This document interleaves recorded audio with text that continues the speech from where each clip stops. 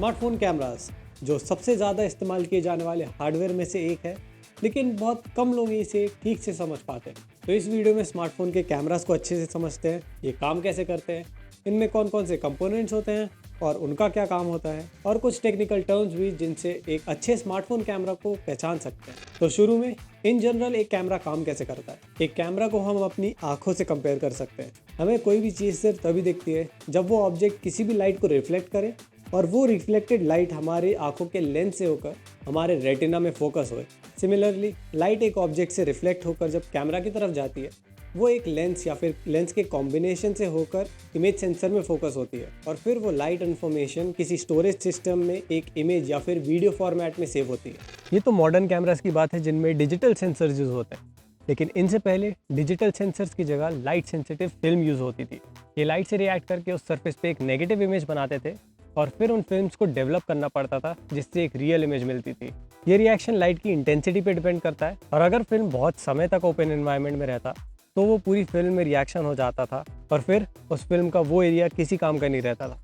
इससे बचने के लिए कैमरास में यूज़ होता था एक मैकेनिकल शटर जो फिल्म में पड़ने वाली लाइट को लिमिट करता था। इस कैमरा में ध्यान से देखते हैं, इसका शटर बंद रहता है और जैसे ही हम शटर बटन को दबाते हैं इसका मैकेनिकल शटर कुछ मिली सेकेंड्स के लिए खुलता है और उस टाइम ड्यूरेशन में जितनी लाइट अंदर जाती है वो उस फिल्म में स्टोर होती है। मॉडर्न डे डिजिटल कैमरास में भी शटर्स होते हैं, बस मैकेनिकल शटर्स की जगह इलेक्ट्रॉनिक शटर्स यूज होते हैं। डिजिटल सेंसर्स में हम ये डिसाइड कर सकते हैं कि हमें कितने समय तक एक इमेज को कैप्चर करना है, जिसे हम शटर स्पीड कहते हैं। यार एक कैमरा की कैपेबिलिटी इस पर डिपेंड करता है। ज़्यादातर कैमरास में 1/8000 सेकेंड से लेकर 30 सेकेंड्स तक का शटर स्पीड का ऑप्शन मिल जाता है। 1/8000 यानी कि 1 सेकेंड के 8000वें हिस्से में इमेज क्लिक होती है और उतनी हाई स्पीड से लेकर 30 सेकेंड्स यानी 30 सेकेंड्स तक कैमरा का शटर ओपन रहेगा और उतनी देर में जितनी लाइट सेंसर पे पड़ेगी वो सब सिर्फ एक ही इमेज के लिए कैप्चर होगी। लेंस के थ्रू कितनी लाइट सेंसर तक पहुंचती है वो कंट्रोल होता है एपर्चर से। ये एफ स्टॉप्स में मेजर होती है। जितना कम एफ स्टॉप नंबर होगा उतना वाइड एपर्चर यानी उतनी ज़्यादा लाइट सेंसर तक पहुंचेगी। एपर्चर से इमेज की डेप्थ भी कंट्रोल होती है। इससे सब्जेक्ट पर फोकस करके बैकग्राउंड को ब्लर कर सकते हैं या फिर फॉर सम रीज़न सब्जेक्ट को ही ब्लर कर सकते हैं और नैरो एपर्चर यूज़ करके दोनों पर फोकस कर सकते हैं। तो ये तो डिजिटल कैमरास की बात हो गई और ये सिमिलर टेक्नोलॉजी स्मार्टफोन कैमरास में भी यूज़ होती है, लेकिन इनमें बहुत कुछ अलग होता है। एक कॉमन सवाल जो मोस्टली लोगों के पास होता है कि एक ही फ़ोन में एक से ज़्यादा लेंसेज क्यों होते हैं या इनकी ज़रूरत क्या है। ऐसा नहीं है कि एक डिजिटल कैमरा में एक साथ एक से ज़्यादा लेंसेज हो। इनकी रिक्वायरमेंट्स अलग अलग सिनेरियोज़ के लिए होती है। जैसे हम ज़्यादातर डिजिटल कैमरास में लेंस को चेंज कर सकते हैं, वैसे ही स्मार्टफोन्स में भी इंडिविजुअल लेंस को यूज़ कर सकते हैं, जैसे कि अल्ट्रा वाइड एंगल लेंस, जिसकी हेल्प से एक ही फ्रेम में बहुत सारी इन्फॉर्मेशन कैप्चर कर सकते हैं। ये लेंस आइडियली लैंडस्केप और ग्रुप फोटोज़ के लिए अच्छे होते हैं। मोस्टली इनका फोकल लेंथ 13 mm से 20 mm के आसपास होता है, जिससे बहुत ही बड़ा फील्ड ऑफ व्यू मिल जाता है और इसके साथ इन्हें मैक्रो फोटोग्राफी के लिए भी यूज़ कर सकते हैं। फिर है एक मेन कैमरा लेंस। ये डिफ़ॉल्ट लेंस होता है जिससे हम ज़्यादातर इमेजेस क्लिक करते हैं और बीइंग द मेन कैमरा इसमें सबसे अच्छा सेंसर होता है और इनसे ही सबसे अच्छी इमेजेस क्लिक होती है। कॉमनली इसका फोकल लेंथ 24 mm से 35 mm के आसपास होता है। और फिर है टेलीफोटो लेंस। ज़्यादातर फ़ोन्स में एक जूम लेंस भी होता है, कुछ में 3x जूम, कुछ में 5x और कुछ में 10x। मोस्टली स्मार्टफोन्स में एक्चुअली एक जूम लेंस नहीं होता है, ये फिक्स्ड टेलीफोटो लेंस होते हैं। स्मार्टफोन कैमराज में जूम शायद सबसे कम समझे जाने वाला कॉन्सेप्ट है। डिजिटल कैमराज में देखते हैं उनमें जो सबसे कॉमन लेंस जो किट लेंस है उनमें वेरिएबल फोकल लेंस मिल जाता है। इनमें अंदर से ही फिजिकली लेंस को मूव कर सकते हैं, जिससे लेंस और इमेज सेंसर के बीच का डिस्टेंस चेंज कर सकते हैं। इस जूम को ऑप्टिकल जूम कहते हैं, जिसमें कोई भी क्वालिटी डिग्रेडेशन नहीं होती है। जो कंटिन्यूस जूम हमारे स्मार्टफोन्स में होता है वो डिजिटल जूम होता है। इसमें हर बढ़ते जूम लेवल पे थोड़ी सी क्वालिटी कम होती जाती है। ये इसलिए होता है क्योंकि स्मार्टफोन्स में फिक्स लेंस होते हैं।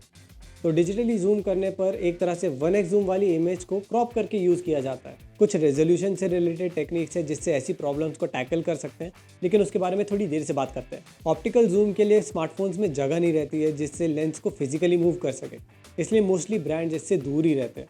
बट ये सोनी के एक्सपीरिया 1 Mark 4 और 1 Mark 5 में देखने को मिल जाता है, जिसमें इनके जूम लेंस में 85 mm से 125 mm तक का ऑप्टिकल जूम देखने को मिल जाता है। विच मीन्स ये पॉसिबल तो है, लेकिन कुछ लिमिटेशंस की वजह से ब्रांड्स वेरिएबल जूम पे उतना फोकस नहीं करते। इन केस कोई ब्रांड इसे अच्छे से इम्प्लीमेंट कर पाए तो ये भी हो सकता है इन फ्यूचर स्मार्टफोन्स में सिर्फ एक ही कैमरा हो जिसे हम अलग अलग पर्पस के लिए यूज़ कर सकें। आगे बढ़ने से पहले एपर्चर के बारे में एक और चीज़ बोलना चाहूँगा। जूम की तरह स्मार्टफोन्स में एपर्चर भी फिक्स्ड होता है। ये भी स्मार्टफोन्स में इम्प्लीमेंट करना मुश्किल और एक्सपेंसिव है। कुछ स्मार्टफोन्स हैं जैसे कि Xiaomi 13 अल्ट्रा जिसमें 2 स्टॉप एपर्चर मिल जाता है। उसमें एपर्चर को f1.9 और f4 में स्विच कर सकते हैं। और Huawei Mate 50 Pro भी है जिसमें f1.4 से f4 तक का वेरिएबल एपर्चर मिल जाता है। तो अगेन आसान नहीं है इसे इम्प्लीमेंट करना, लेकिन किया जा सकता है। मल्टीपल लेंस होने के कुछ ड्रॉबैक्स भी हैं, जैसे कि वो स्मार्टफोन्स में एडिशनल स्पेस यूज़ करते हैं और ज़्यादा लेंस होने की वजह से हर एक इंडिविजुअल कैमरा का सेंसर साइज़ कम हो जाता है, जिससे ओवरऑल इमेज क्वालिटी कम हो जाएगी। और क्योंकि हर एक कैमरा में फिक्स लेंस है तो सिर्फ बेस जूम लेवल पे ही सबसे अच्छी क्वालिटी मिलेगी। मैं अपने फ़ोन का एक एग्जांपल लेता हूँ। ये Sony Xperia 1 Mark II है। इसमें 3 कैमराज हैं, तीनों ही 12 मेगापिक्सल के हैं। एक 16 mm का लेंस है, एक 24 mm का और एक 70 mm का। अगर मैं एक 16 mm के लेंस से 24 mm की एक इमेज क्लिक करूँ और उसे 24 mm के लेंस से कैप्चर हुई इमेज से कंपेयर करूँ तो दोनों में बहुत डिफरेंस होगा। फोकल लेंथ की जगह सिंपल जूम लेवल्स में समझाता हूँ। अगर मैं 0.5x वाले लेंस यानी कि अल्ट्रा वाइड लेंस से एक 1x वाली इमेज क्लिक करूँ और फिर उसे 1x वाले लेंस यानी कि मेन कैमरा की बेस इमेज से कंपेयर करूँ तो दोनों में बहुत डिफरेंस होगा। सेम अगर मैं 1x वाले लेंस से 3x वाली इमेज क्लिक करूँ और वही इमेज मैं 3x वाले लेंस यानी कि टेलीफोटो लेंस से क्लिक करूँ तो दोनों की क्वालिटी में बहुत डिफरेंस देखने को मिलेगा। इसको एक ग्राफ से भी एक्सप्लेन कर सकते हैं। 0.5x से शुरू करते हैं। यहाँ से 1x जूम तक जितना हम जूम करेंगे उतनी इमेज की क्वालिटी कम होती रहेगी। फिर जैसे ही 1x जूम पहुँचेंगे तो लेंथ स्विच होएगा और यहाँ पे हमारे स्मार्टफोन कैमरे की क्वालिटी सबसे ज़्यादा होगी, क्योंकि मोस्टली मेन कैमरा में ही सबसे अच्छा सेंसर होता है और सबसे अच्छी इमेज प्रोसेसिंग भी इसी में होती है। फिर जैसे जैसे यहाँ भी जूम बढ़ाते जाएंगे इमेज क्वालिटी थोड़ी कम होती जाएगी और जैसे ही हम तीसरे लेंस में स्विच करेंगे जो हमारा टेलीफोटो लेंस है, वहाँ पे थोड़ी सी इमेज क्वालिटी बढ़ेगी और फिर धीरे धीरे कम होती जाएगी। मैंने जो एग्जांपल दिया है उसमें लेंस मैनुअली शिफ्ट किया है। बहुत सारे नए स्मार्टफोन्स में ये ऑटोमेटिकली होता है और ये हार्डवेयर और सॉफ्टवेयर लेवल पे इतना स्मूथ होता है कि इसे नोटिस करना थोड़ा सा मुश्किल होता है। लेंस की बहुत बात कर ली। अगर लेंस के बारे में मैंने कोई चीज़ मिस कर दिया है तो कमेंट सेक्शन में ज़रूर बताना। और यहाँ तक वीडियो पसंद आ रही है तो आपका इस चैनल को सब्सक्राइब करना मेरे लिए एक पिक्सल परफेक्ट मोमेंट होगा। अब एक ऐसी चीज़ के बारे में बात करते हैं जिस पर हर एक स्मार्टफोन ब्रांड सबसे ज़्यादा फोकस करता है, वो है रेजोल्यूशन। नहीं, न्यू ईयर्स रेजोल्यूशन नहीं, कैमरा सेंसर रेजोल्यूशन। एक इमेज क्लिक करते समय हर एक पिक्सल में अलग इंटेंसिटी की लाइट इन्फॉर्मेशन और कलर इन्फॉर्मेशन स्टोर होती है और जितने ज़्यादा पिक्सल्स होते हैं उतनी ही शार्प इमेज होती है। एक स्क्वायर इमेज का एग्जांपल लेते हैं। 2x2 पिक्सल की एक इमेज ऐसी दिखेगी, 4x4 पिक्सल की कुछ ऐसी, और जैसे जैसे हम पिक्सल्स को बढ़ाते जाएंगे वैसे ही इमेज की शार्पनेस बढ़ती जाएगी। लेकिन इमेज की क्वालिटी सिर्फ रेजोल्यूशन पे डिपेंड नहीं करती है। हर एक इंडिविजुअल पिक्सल का साइज़ भी बहुत मैटर करता है और उसके लिए सेंसर का साइज़ जानना बहुत ज़रूरी है। फॉर एग्जांपल एक डिजिटल कैमरा में 24 मेगापिक्सल का सेंसर अराउंड 3 सेंटीमीटर्स का होता है और एक स्मार्टफोन में 24 मेगापिक्सल का सेंसर अराउंड 2 सेंटीमीटर्स का होता है। ये डिफरेंस उतना बड़ा नहीं लगता है, लेकिन इसका डायरेक्ट इफेक्ट इसके इंडिविजुअल पिक्सल साइज पे पड़ता है। छोटा सेंसर होने की वजह से इंडिविजुअल पिक्सल साइज भी छोटा रहता है और उसकी वजह से हर एक पिक्सल में कम लाइट और कलर इन्फॉर्मेशन स्टोर होती है, जिसकी वजह से इमेज क्वालिटी में डायरेक्ट नेगेटिव इफेक्ट पड़ता है। और ये तो सिर्फ 24 मेगापिक्सल्स की बात है। आज के टाइम पे ज़्यादातर स्मार्टफोन्स में 48 मेगापिक्सल, 64 मेगापिक्सल्स, 100 to 100 मेगापिक्सल्स के सेंसर्स होते हैं और इन सब का सेंसर साइज ऑलमोस्ट सेम ही होता है। और 2 सेंटीमीटर के सेंसर साइज होने की वजह से हर एक इंडिविजुअल पिक्सल का साइज बहुत कम हो जाता है। इस प्रॉब्लम को टैकल करने के लिए यूज़ होता है पिक्सल बिनिंग या पिक्सल बाइनिंग, आप इसे जैसा बोलना चाहें। ये एक ऐसी टेक्निक है जिसमें मल्टीपल पिक्सल्स को कंबाइन करके एक सिंगल पिक्सल की तरह ट्रीट किया जाता है, जिससे ओवरऑल एक पिक्सल का साइज बढ़ जाता है। इसलिए आईफोन 15 प्रो के 48 मेगापिक्सल के सेंसर से सिर्फ 24 मेगापिक्सल की इमेज मिलती है और सैमसंग गैलेक्सी S24 अल्ट्रा के 200 मेगापिक्सल के इमेज सेंसर से भी सिर्फ 24 मेगापिक्सल की इमेज मिलती है। इसके कुछ बेनिफिट्स हैं, जैसे कि इससे लो लाइट परफॉर्मेंस इंप्रूव हो जाती है, इमेज साइज़ भी बहुत कम हो जाता है जिससे स्टोरेज पे बहुत ज़्यादा इम्पैक्ट नहीं पड़ता है, और कुछ कॉम्प्यूटेशनल एडवांटेजेस भी हैं जिससे इमेज प्रोसेसिंग बहुत फास्ट हो जाती है। लेकिन ऐसा भी नहीं है कि ज़्यादा रेजोल्यूशन काम का नहीं है, इसके भी कुछ बेनिफिट्स हैं, जैसे कि इमेजेस में ज़्यादा जूम इन कर सकते हैं बिना ज़्यादा क्वालिटी लॉस के, और सिमिलरली डिजिटली जूम करने पर भी ज़्यादा क्वालिटी ड्रॉप नहीं मिलता है। फिर स्मार्टफोन कैमरास में एक और इम्पॉर्टेंट चीज़ वो है स्टेबलाइजेशन। इमेजेस और वीडियोस में जो अननेसेसरी ब्लर या फिर कैमरा शेक मिलता है, स्पेशली जब हम अपने हाथों से कैमरा यूज़ करते हैं, तब उसको पोटेंशियली एलिमिनेट करने के लिए कुछ टेक्निक्स यूज़ होती है, जिसमें 2 सबसे कॉमन है, एक EIS यानी कि इलेक्ट्रॉनिक इमेज स्टेबलाइजेशन और OIS यानी कि ऑप्टिकल इमेज स्टेबलाइजेशन। शुरू में स्मार्टफोन्स में EIS यूज़ होता था जो डिजिटली इमेजेस और वीडियोज़ को स्टेबलाइज करता था। इसमें जो कैमरा में मेन व्यू मिलता है उसमें से थोड़ा सा क्रॉप किया जाता है। इनकेस हमारे हाथों को मूवमेंट थोड़ा ज़्यादा हो जाता है तो उसको कम करने के लिए उस व्यू को डिजिटली मूव किया जाता है और उससे उस इमेज में बहुत हद तक वो मोशन ब्लर कम हो जाता है। बहुत सारे मिड रेंज और बजट फोन्स और कुछ कैमरास में भी ये देखने को मिल सकता है। जैसे ही हम स्टेबलाइजेशन का ऑप्शन ऑन करते हैं, कैमरा उस व्यू को थोड़ा सा क्रॉप इन करता है। लेकिन इससे भी बेहतर अप्रोच है OIS। इसमें हार्डवेयर की हेल्प से मोशन को कम किया जाता है। इसमें कैमरा सेंसर या फिर पूरा कैमरा सिस्टम फिजिकली मूव होता है, जिससे ओवरऑल कैमरा का मूवमेंट बहुत कम हो जाता है। इसकी हेल्प से इमेजेस और वीडियोस में मोशन ब्लर बहुत ही कम हो जाता है। और अब स्मार्टफोन फोटोग्राफी का एक ऐसा एस्पेक्ट जो पिछले कुछ सालों में बहुत ज़्यादा इंप्रूव हुआ है, वो है software, image processing, computational photography, artificial intelligence. बहुत सारे ऐसे काम जो पहले फ़ोटो क्लिक करने के बाद किसी एडिटिंग सॉफ्टवेयर में मैनुअली करना पड़ता था, अब फ़ोटो क्लिक करते समय ऑटोमेटिकली हो जाता है। ये ज़रूरी भी है क्योंकि अगर सिर्फ हार्डवेयर वाइज इनको अपग्रेड करते रहे तो इसका डायरेक्ट इफेक्ट स्मार्टफोन के साइज़ पे पड़ेगा। फ़ोन्स बहुत बल्कि हो जाएंगे और इनके कैमरा मॉड्यूल का साइज़ भी बहुत ज़्यादा हो जाएगा। एंड ट्रस्ट मी, ऐसा कोई भी फ़ोन आप अपने पॉकेट में नहीं रखना चाहेंगे। इन सॉफ्टवेयर इंप्रूवमेंट्स की हेल्प से स्मार्टफोन्स फ़ोटोज़ को समझ के उन्हें अच्छे से एनहांस कर सकते हैं।